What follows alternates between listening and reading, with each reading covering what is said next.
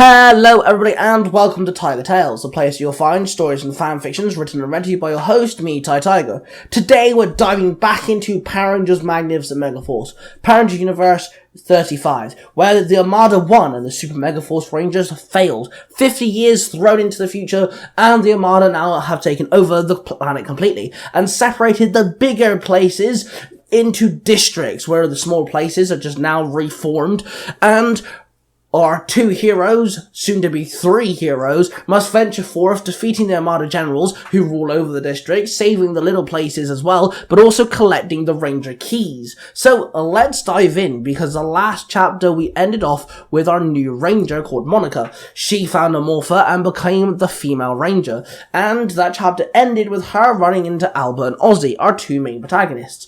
This is their side of the story, and it, of course, will lead up to Monica meeting them. But it's a two-parter, so I guess we're going to have to see and find out exactly what happens. I'm looking forward to this one. Let's dive in with Power Rangers Magnificent Megaforce, Chapter 9, Two Keys in a Locked Cage, Part 1. Albert sat there staring at the scanner, two indicators blinking on top of each other. I'm sure of it, two keys, just right there on top of each other, Albert sighed with a confident nod. Are you sure now? Ghost Jason asked, becoming visible. Yeah, we can. Up our arsenal in a quick minute, I guess, Albert smiled. Ozzy then walked in half asleep. What's going on? Ozzy mumbled. Could be two keys, or Albert's genius technological skills shining bright once again. Jason muttered sarcastically. Hang on, whoa, two keys at once? That's awesome! Ozzy cheered. Let's get some breakfast and then we can investigate, Albert told him. And I will find something to do. You know, I can't eat food, so... Jason said awkwardly. Then he disappeared once again. Albert and Ozzy ate breakfast and Albert opened a portal and they walked through it. They entered a small village next to a rather large city. Where the hell are we? Ozzy asked. Right outside District 30. They have several small towns populated around the city. This is one of the nicest ones. They make an equal balance of things. If the leader wasn't Armada, then I'd say this was almost a nice place, Albert explained. The village was small. A few rows of houses, a massive church, a food stand, and a bar made the whole village. This seems nice and peaceful, Ozzy muttered. They walked around for a few minutes before Albert pointed at the bar. I know the owners. Let's go have a chat before they know we're after something, Albert said. The two walked into a bar and sat at the bar stool. There, two big guys walked up to them. Hey Albert, how's things? One called out. It's been ages, my friend, the other one yelled. Jim, Billy, how are you both? Albert said with a big grin. Then he shook both their hands. Been good, boy, been good.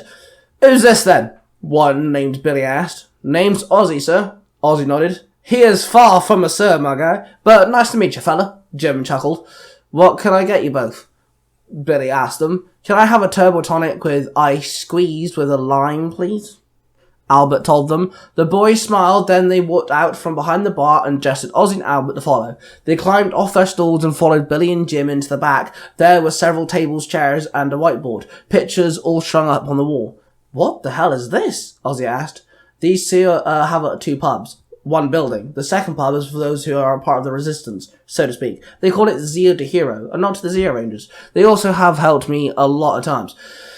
So, I mean, you know, it's a good way to screw up the Armada, I guess. Albert grinned. You ordered a drink, though, Ozzy asked. Oh yeah, that's a code word to get here, Albert explained. Take a seat, boys, let's get started, Jim said.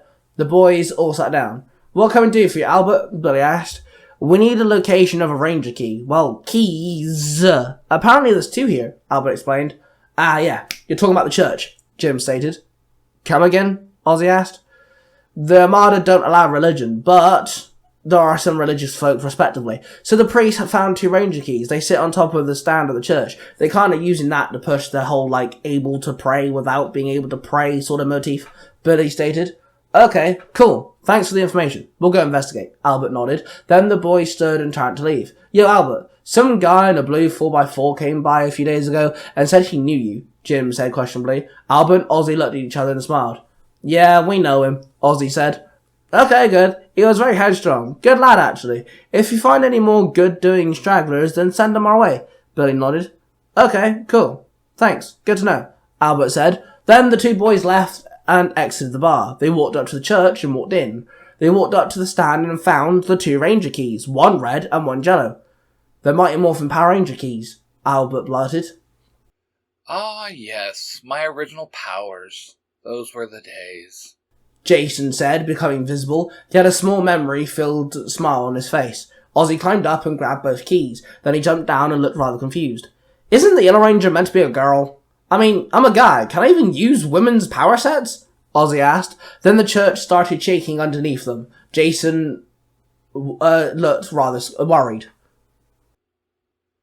So, I'm just assuming the ground is shaking and you're not trying to dance really, really badly. Jason said sarcastically.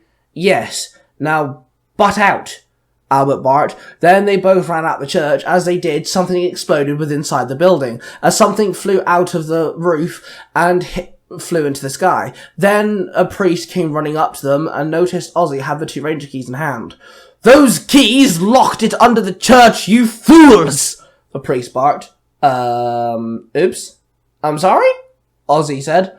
Then the monster landed on the ground, standing tall. It was a white monster with black hands and a demonic-looking face, and it had long red dreadlocks. Finally free, the monster growled. Not so far, buddy, Ozzy called out as he stepped forward. Ah, fresh meat, the monster said. Nah, man, just a guy who's gonna stop you, Ozzy said. Then he pulled out his morpher and flipped it open. Then he held out one of his Ranger keys. He flipped open the Ranger key and slotted it into his morpher. Super Mega Mode! Ozzy called out. Then he turned the key and morphed into the Super Red Megaforce Ranger.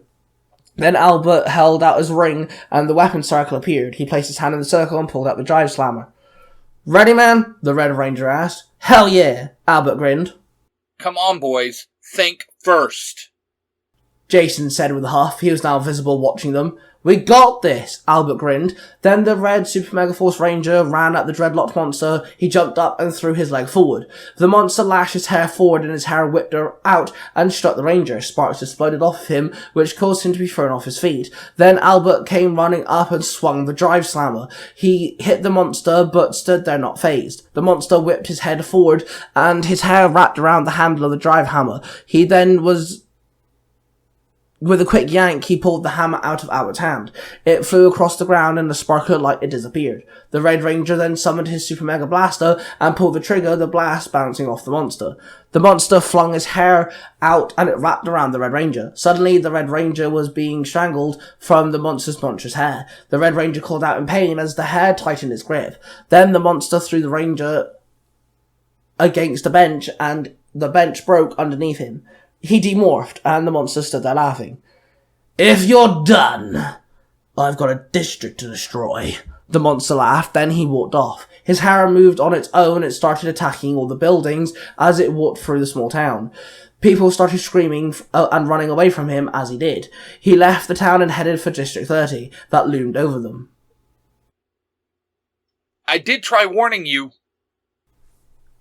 Jason muttered. Not the time, dude. Ozzy snapped as he ran up and helped Ozzy to his feet. We might need something else. Maybe try using a different key, Albert suggested.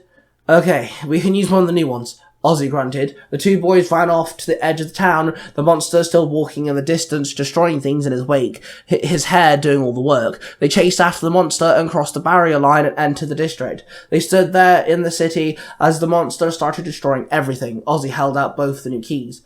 Alright, so now what?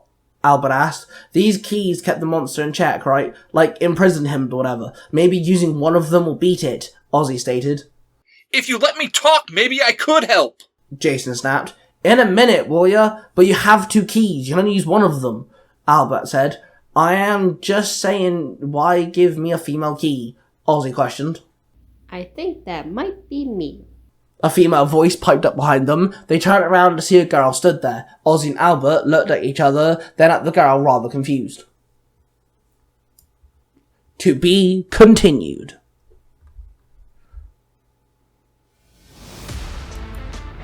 And there you have it, guys. Another chapter installment to Magnificent Megaforce, and of course this is part 1, so make sure you look out for part 2. This of course, it doesn't revolve around a district being taken down or anything, but it did build up something. Jim and Billy are based off Jim and Billy, the actual owners of Zero to Hero podcast, and the pub is named after them, so make sure you go check out that podcast. A huge shout out to Cosplay Dude 637, my parasite and my dear friend who voices Ghost Jason. He has his own Power Ranger storylines and Kamen Rider storylines on his Power Rangers Universe 19 podcast, so you might want to go check that out. Also, don't forget to check out the third member to the 3 Ranger Bros. Me and Cosplay 267 are the first 2, and the third one is Mark the Red Cornish Ranger. We've also had him in this storyline, so make sure you go check out his podcast, Nursery Comics. Subscribe to this channel and check out the other 2 Tiger Tales channels. Tiger Tales The Lost Stories, where you find more stories and fanfictions, but they're all in the first person perspective, and there's a whole flip on the term of fanfiction because I try some wacky stuff. And Tiger Tales Game Over, a place where you'll find all sorts of stories, but all of them revolve around video games in some way or another. That being said, subscribe to this channel, and I shall see you guys really soon.